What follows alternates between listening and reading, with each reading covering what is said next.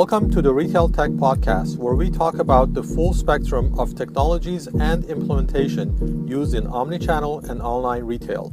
Make sure to subscribe to our newsletter at retailtechpodcast.com, and we always look forward to your feedback. Today I'm speaking with Smadar, Landau, and Saar Szekely from a company called Feelter, and Smadar is the founder and CEO, and Saar is the VP of R&D. How are you today? Great. Thank you for taking the time to speak with me. Can you tell me what is Feelter and what does it do? Feelter was established 2.5 years ago with one thing in mind. How can we harvest the enormous amount of knowledge and of information that is in the social networks to empower consumers to make better decisions? And this is the core of the technology that we've developed. How can we analyze everything that's being said in the social networks, in review sites, in blogs, in forum discussions, take all of these massive amounts of data and make sense out of them, organize them in a way that can actually help consumers to make better decisions, to make their buy or not buy decisions. But there is something else that I want to say that it's extremely important. One is that review is not working anymore because there is a lot of manipulation, a lot of made-up review. And when people want to buy a product and after they choose the iRobot or the Nike shoes or the coffee machine that they really want to buy, they will drop the e-commerce website and open about 7 different tabs searching for reliable information from reliable sources. And when we say reliable sources, usually it's social networks. So what is so unique about Feelter is the ability to listen to the conversation, the authentic and the unmanipulated mention, reviews, blogs, forums, video, photo. We collect them from all over the networks and then we curate them in the most effective way, the way that Saar described before. Okay. So yeah, this is actually, you brought up a very interesting question in my mind as far as reliable sources. And I'm sure everybody follows what's going on in the US on the elections and the concept of, what everybody calls fake news. So the interesting thing that I'm thinking is that it's a lot easier to be able to get fake news out on one channel, but it's a lot more difficult to do that across all the different channels. And it seems like by bringing in data from different channels, you can eliminate or reduce any kind of inaccurate data. It's not, first of all, it's correct. And it's not only about different sources, it's about multiple opinions. It's, I think that the great advantage that we have in Feelter is that, first of all, we're not scanning only one source of information. We're using multiple sources, but we have huge amounts of data. So within it, we can, we can use it to filter out repetitions, patterns, to identify malicious behavior of spam and marketing, etc., and really use only the data that we're feeling confident about. We don't have to use everything that we see, so it's much more difficult to mess around with our results than regular review sites. Another important issue is that in a review site or, for example, TripAdvisor, people go there to write reviews. We actually collect data which wasn't intended as a review in the first place. We're monitoring the social discussion, and so it's much more authentic. It's a part of a conversation. It's not meant to either harm or to praise the product itself. And this is a huge advantage that we have. Right. But this is the way that we deliver the truth to the people. But the idea behind Feelter is that, and our tagline is that Feelter power by the people is that the truth sells. We believe that you need and you must put the customer in the center and not the product, and you cannot lie to the people anymore, and that's not the way that people want to make a relationship with the retailer, the e-commerce retailer. They want to see authentic and unmanipulated, and that's what will create a long-term relationship between them and the e-commerce retailer. So actually we put that in the center, and everything that we are doing support this I would say ideology. Okay. So the concept that the truth sells is the Absolutely. core. Okay, that makes sense. And your point also about the reviews are not working anymore is very interesting, because for me, I've always looked at reviews with a little bit of a grain of salt, because a lot of them are fake, some of them are authentic, but a lot of them are not. What do you think about how? I mean, because ultimately Amazon is probably one company that really has the best quality of reviews, or they put a lot of focus into that. What do you think about how they are handling it? I do believe that they are focused now how to change the review, and really I believe that everyone who want to engage the customer will be very sensitive to the word truth. And just lately we saw that article that they say that they are now going to change the system, since 20% of the review are fake even there. So I believe that the market must and need to adopt this way of not just thinking, behavior, and they are going to follow this. And the reason that I say that the review is not working yet is we can see that companies spent billions of dollars to increase traffic to the website, and yet the conversion rates are extremely low. Some of them, I saw the result in Expedia, since it's a public company, 2.3% is the conversion rates. They spend billions of dollars, and they're doing great in travel industry. Other can do 0.5 or 1% conversion rates, meaning that 99% of the people that you paid to bring them to your website, to your shop, won't buy anything. And this is a tough situation, and the competition is very, very hard, especially not that they are facing the Amazon as well. So they need to do something. And in that sense, when you follow the journey, the customer journey, you can see that they, in average, open 7 different tabs searching for information, mainly in social networks. And that's what's so unique about us. We are like the fly on the wall, that bringing the conversation that you want really to understand and to listen to before you make a decision. Right.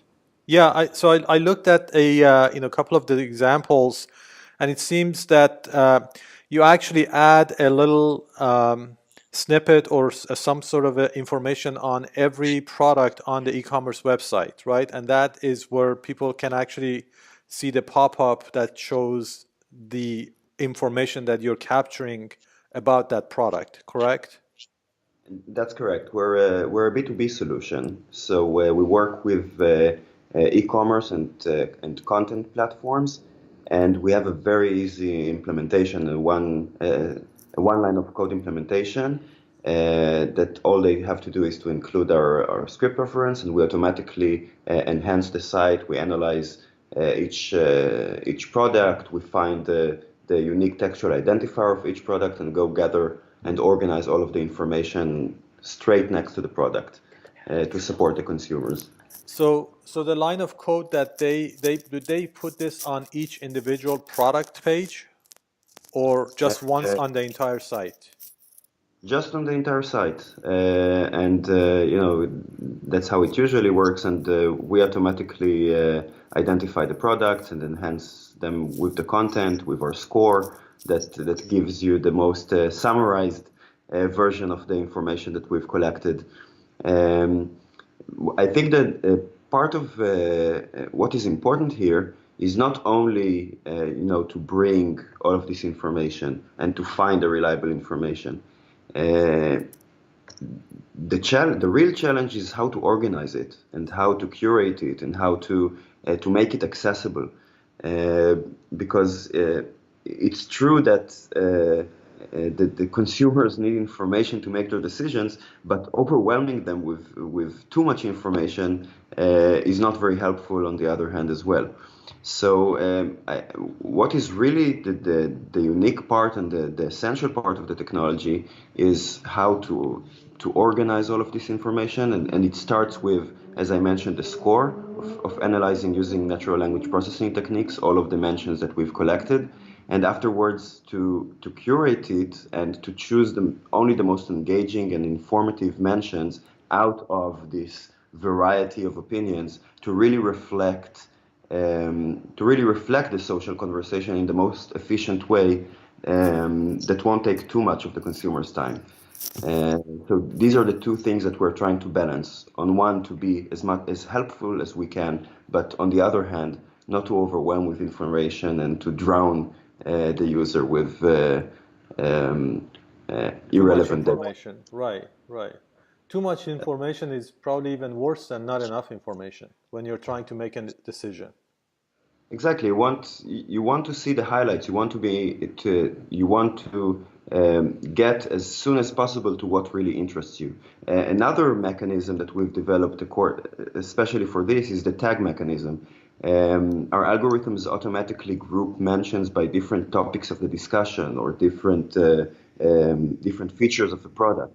So it will help you to get as fast as possible to what really interests you. And we're constantly monitoring the user engagement with our widget to understand what really interests people. What is the correct amount of videos, of photos, of textual mentions that can get them to be most engaged and to make their decisions as best as Okay. possible. So, as far as the display of the information and capturing the information, do you, in the process, capture any kind of like personally identifiable information on people, or how do you? So, because you have to, do you also track people as they go across different sites, for example? Uh, we, we, we don't have personal information regarding people, so we don't follow them across sites.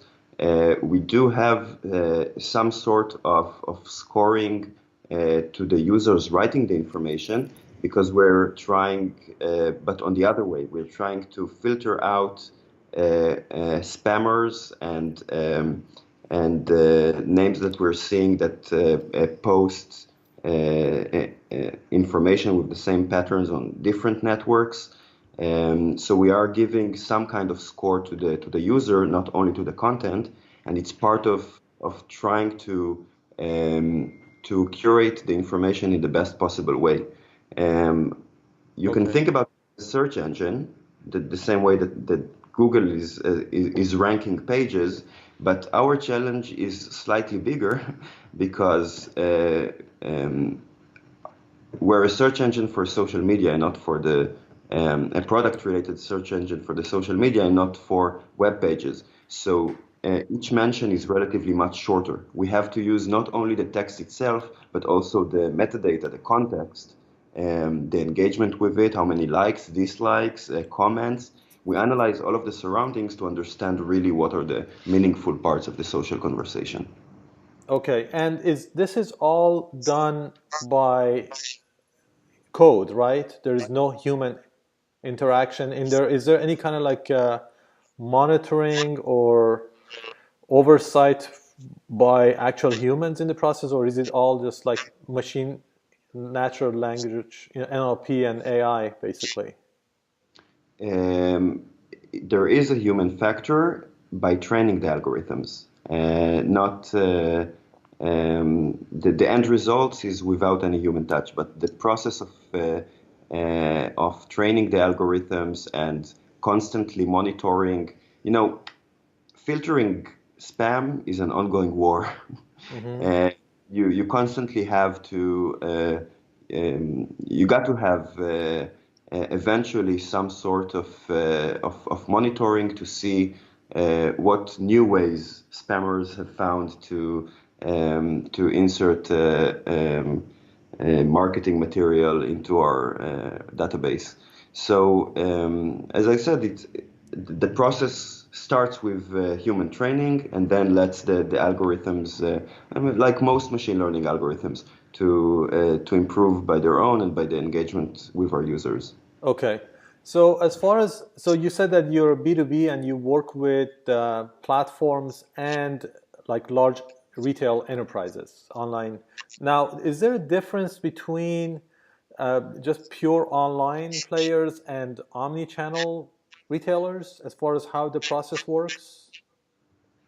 Um, Currently, we're embedded live and conducting tests only on web platforms, but we've already started working with also with big players that do have omnichannel solutions, and we don't have lots of data there yet.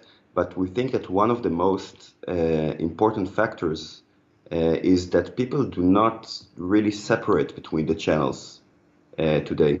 They might go online and then go to the store. Most of the time, when they're in their store, they're using their mobiles to get more information and to make their choices. So to separate them is you shouldn't think of them as separate channels, but to think of one experience that connects between all of the different ways to interact with your consumers, with the customers. Right.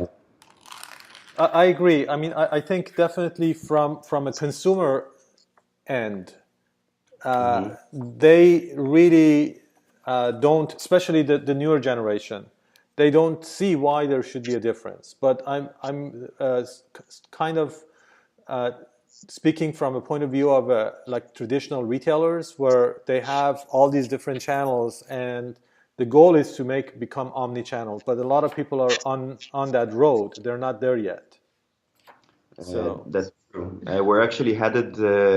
We're headed for a pilot. I can't talk about it too much right now, but we're headed for a first pilot that will combine our data both in e-commerce and in the brick and mortar shops themselves.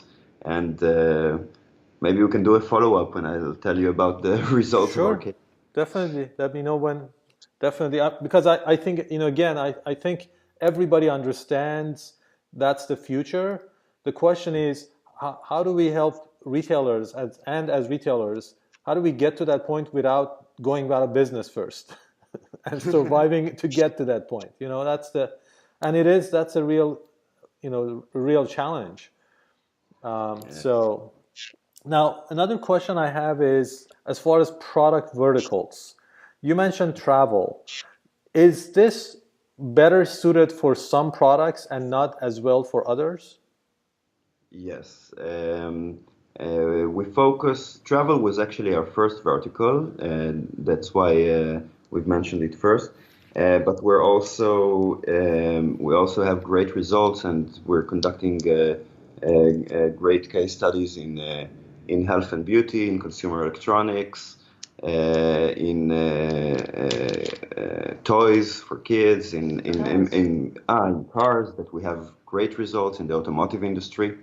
Um, but our technology is not suitable for all verticals, and the main reason is that we want to be reliable. And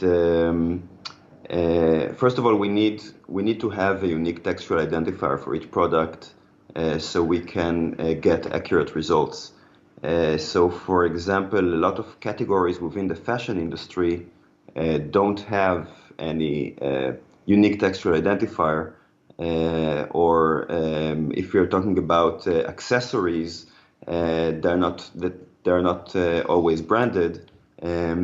We base our results on the social conversation, so we can only bring results from products that are actually being discussed and that have a meaningful conversation about.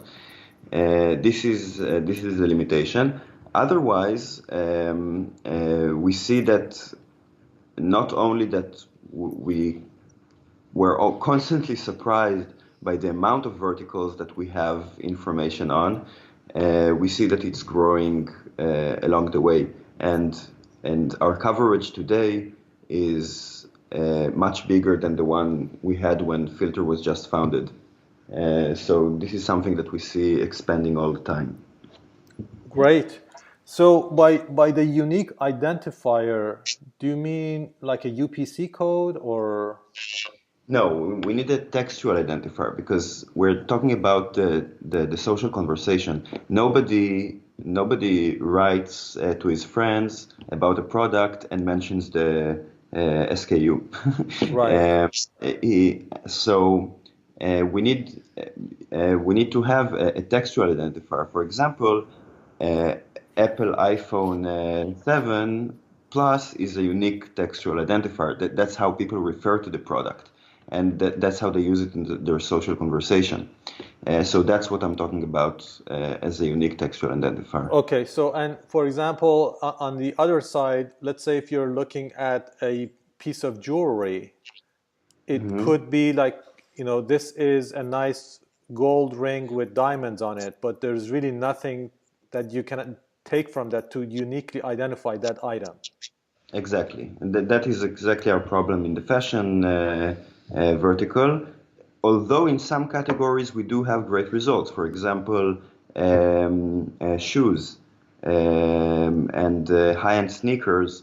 We're currently seeing great results with, and we have a partnership in this specific category because it has a unique structure within it. So it's And almost like a unique brand. Each item can have like the Air Jordan is immediately tells you what product we're talking about.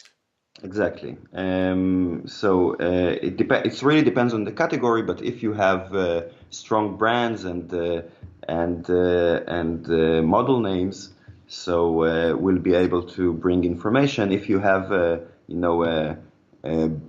blue and brown checked shirt, even if you have a brand, most of the time it's not enough information to determine exactly what product they were referring to. So the unique identifier only can work with text, or can you also take data from images and videos? Currently, where most of our analysis is textual based, we're working on in the future to incorporate more image analysis. But right now, as it's very important for us to be trustworthy, and so we're only using technology that we can be really positive about. Right. Yeah, I mean that's there is probably the most of the actual uniquely explainable data is in text anyway, at least right now, because you can't really provide, even if you're sharing an image, the description of it is going to be in text or any kind of opinion. It's true, and that's actually what matters also to our users. We want to bring them information and reliable information. So it's a combination both of images, of videos, and of text. Okay, great. So I'm going to just switch to close on a little bit of information about the business. I know that you've just raised funding, so congratulations on that. I'm interested always to find out what is the experience of founders, especially in this case a woman founder, which is really good to see. We don't have enough. So, what was your experience in going through the founding of the company, and also the funding side of it? Okay, I want to say that we were very lucky because we were participating in a Must Challenge, which is an accelerator based in Boston. We are a company that's based in Tel Aviv right now, and we are going to open our office in New York very soon, our headquarters. And for us to raise money at the very beginning, we work here in Israel with angels. And the leading angel here in Feelter is the leading IP firm in Israel. So this is a great start for us. And now in the United States, we wanted someone that understands the market, understands the potential. And our investor, Will Graylin, he's a senior in Samsung, but basically he has in his background 3 startups and great exits. And one of them was the wallet that he Okay, sold. And it was a great to have him aboard with us. great. So you think so? You went through the Mass Challenge Accelerator in Boston. Yeah, we were the finalists in Mass Challenge. Okay, and I also saw that is that associated with the Google Startup Challenge or is that different? No. No, Because you won the Google Startup Challenge as well, right? Or is that the same? No, we want. It's not Google. It's GMIC. It's G Startup Worldwide. Oh, okay, okay. It's a competition which is part of the GMIC conference, which is held in 8 locations across the world, and in each one of them there is a regional startup competition. We won the one in Tel Aviv, in Israel. and in Tel Aviv in Israel, and that got us the opportunity to participate on also in the global finals that were held in San Francisco in the end of September, and we won there as well. Yeah, and the Right. prize. Let's speak about the prize. We got a check in Israel, $50,000, and in San Francisco, 250K. So Nice. yes, but Especially not. when it doesn't take any equity. It actually It does. actually Oh, it does. does? Okay. I didn't Yeah, know that. Okay. it's an We investment prize. It's Yeah. an investment prize. They joined to the round, and but the best part of that, it's not just the competition itself; it's the people that they bring, the audience, and the leading VCs were taking part in this event. And just last month, I've been in another accelerator that focus on women entrepreneur and founders in the Silicon Valley. And the moment I arrived to the Silicon Valley, I raised another 300K, and that's based on our success 1 month Fantastic. before. Yeah, so Well, it's great. it's Yeah, great to see this happening. I think what you're tapping into is very valuable because in commerce and retail, it's all about the conversion. That's the holy grail. And people are getting smart, like you said. They're not buying just going by what the reviews are saying everywhere. So this is very interesting. One last question is maybe each one of you. What do you think will be the most interesting thing to see from like how retail will be in 5 years from now? wow. Well, that's a The heavy internet, one. Easy question, I know. It's easy question. I believe that they will be more transparent. People will have all the knowledge under the using their smartphone, and they will be open with their customers. And this is, I'm sure about it. It would be people will make a decision even faster, and people making today a decision very very quickly. So we need to be very focused and know exactly what kind of information people want to see, and to deliver it in multi-channel. Okay. In And Saar? Um, I'm a data scientist, so I can't really talk about the future.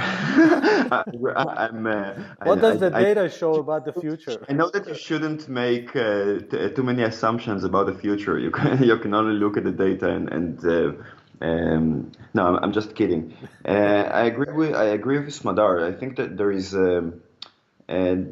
is a constant change not only in the social conversation but also in the conversation that brands are holding with their consumers, and the reactions are growing faster and faster, and you have to be more transparent and more open, both in the conversation with the consumers, with the tools that you give them, and I think this is where it's already headed, and I think it will only continue to grow. Okay, and of course, data is going to be at the heart of how that actually will work. Yeah, I think it already is, and everyone is growing to accept it, and those who don't just fail. I think one of the worries that we had when we started was that we don't filter out negative opinions. And we thought maybe some of our potential clients will find it problematic that they just, bring content into their site that they don't have any way to control and that might be negative. But we've learned that most of our clients, most of the e-commerce players today understand this very well. That showing the negative together with the positive is something that you have to do, and you have to be transparent, because people are just growing smarter and they have tons of ways of learning of this about information, and if you don't show it to them yourself, they'll just go somewhere else. I would like to add and say that the power of the brand will decline and the power of the community will increase, because people look at the sharing economy. People are relying more and more on other people and a group, and that will affect the journey, the consumer journey. And okay, that's very interesting. I'm going to have to think about that. The power of the brand is going to decline and the power of the community will increase. Yes. Very interesting. So I think we need to have another podcast just to talk about that. Yeah. Because it's like, how would it actually work? Like, by community, do you mean like Facebook? By community, we're speaking about the majority, the sharing economy. You can see that people today are able to take Uber and go with someone that they really don't know who he is, because someone else rating him, and you can rent your whole apartment with all your furniture and everything to a completely stranger and give the key for your house. Based on the idea that there is something completely different, there is a movement. I'm not the one who said that. No, it's definitely makes sense. Yes, I agree. People are listening and they're very sensitive to the crowd, and they rely on the crowd more than they're listening to the campaign based on advertising from the brand try to sell. And it all goes back into your point about the truth selling. So this is almost like a truth bot. That's true. We put the customer in the center, not the product, and that's true as well. That you need to understand that you're dealing with a human being and with people, and not with just with credit cards. All right. Thank you so much. Have a great day. Nice meeting you, and best of luck. You too. Thank you very much. Thank you so much. Bye-bye.